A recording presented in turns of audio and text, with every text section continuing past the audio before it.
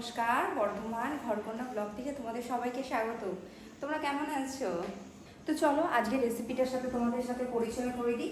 আজকের রেসিপিটা না পারফেক্ট বাঙালি আর ডাল ভাতের সাথে খাওয়ার মতো, একটা মাছ ভাজা।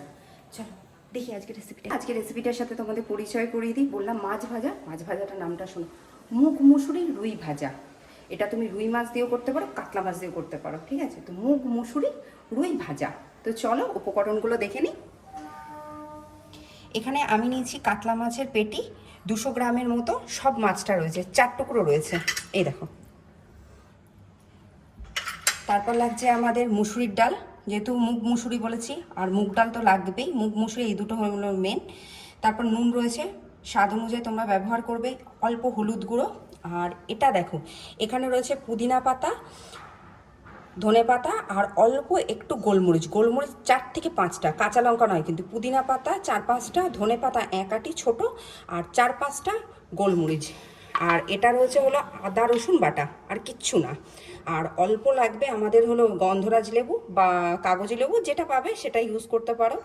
আর এখানে রয়েছে পেঁয়াজ একটু সাজিয়ে দেওয়ার জন্য। তো চলো প্রথমে আমরা মাছটা মাখিয়ে রাখি। তো চলো মাছটা মাখাতে আমাদের কীরকমভাবে কি লাগছে তোমরা দেখে নাও। প্রথমে যে ধনে পাতা, পুদিনা পাতা আর গোলমরিচের যে বাটাটা রয়েছে সেই বাটাটা দিয়ে দিলাম।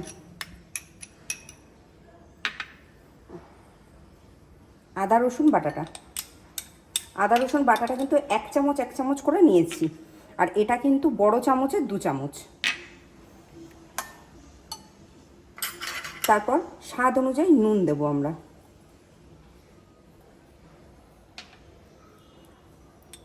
একটুখানি হলুদ গুঁড়ো দেবো। আর এবার আমি যে একটা লেবু নিয়েছিলাম সেই লেবুটার রস দেবো। এখানে কিন্তু ভিনিগার দেওয়া যাবে না, এখানে লেবুই দিতে হবে, কারণ লেবুর নিজস্ব একটা গন্ধ থাকে তার জন্য।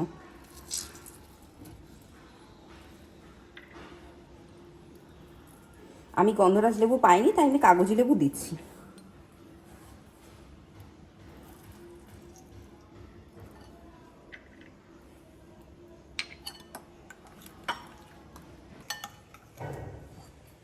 চলো এবার মাছগুলো আমরা মাখিয়ে রেখে দেবো।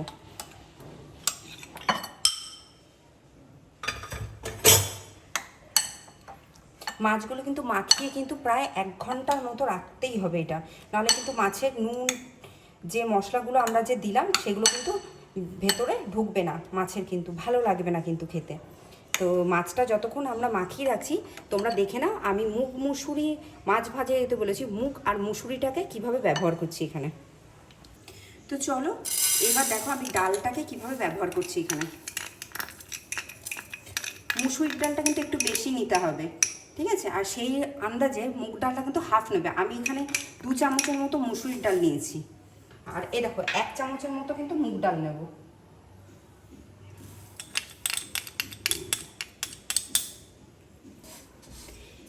মুগ ডাল আর মুসুরির ডালটাকে না একসাথে শুকনো খোলায় টেলে নেবে, খুব ভালো করে কিন্তু টালতে হবে, হালকা ভাজা যাকে বলে। এ দেখো আমার ডালটা শুকনো খোলায় ভাজা হয়ে গেছে, এবার আমি ডালটা গুঁড়ো করে নিয়ে তোমাদের কাছে ফিরে আসছি। তো চলো আমি যে তোমাদের মুগ মুসুরিটা যে হালকা শুকনো খোলায় টেলে নিয়ে গুঁড়ো করে ফিরে এলাম। এই দেখো হালকা গুঁড়ো করবে কিন্তু, খুব বেশি একদম গুঁড়ো করবে না। এই দেখো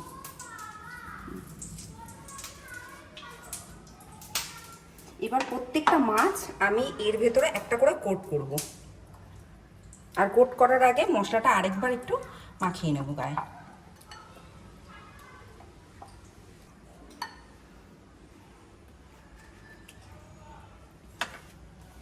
দুটো হাত কিন্তু ব্যবহার করতে হবে, যেহেতু একটা হাত আমার মশলা লেগে রয়েছে, আমি বা হাতটা দিয়ে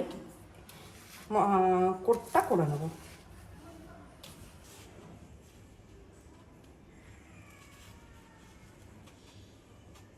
তো আমাদের সবকটা মাছ দেখো কোট করা হয়ে গেছে, খুব সুন্দর করে, শক্ত হয়েছে কিন্তু, এই নয় যে ডাল দিয়ে করেছি বলে যে নরম হয়ে যাবে। এই দেখো, আর এদিকে না আমি অন্য একটা দিকে তেল গরম করতে বসিয়ে দিয়েছি। আমি কিন্তু অল্প একটু সাদা তেল নিয়েছি, তোমরা চাইলে এটা ডিপ ফ্রাইও করতে পারো। এই দেখো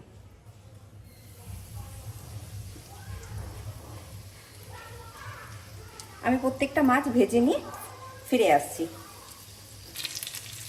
দেখো আমাদের মাছগুলো খুব সুন্দর করে ভাজা হয়ে গেছে, এবার আমরা পরিবেশন করব। তাহলে পরিবেশন করে তোমাদের কাছে ফিরে আসছি।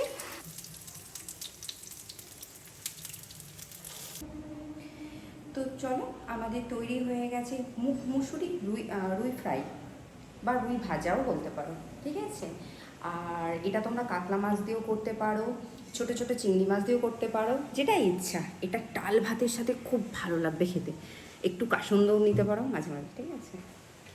আর তোমাদের যদি আজকের ভিডিওটা, আজকের রান্নাটা ভালো লেগে থাকে, তো তোমরা অতি অবশ্যই আমার চ্যানেলটা সাবস্ক্রাইব করো, লাইক করো, কমেন্ট করো। আর কী কী তোমরা রান্না দেখতে চাও, কীরকম ধরনের, আমাকে কিন্তু জানিও। তাহলে আসি।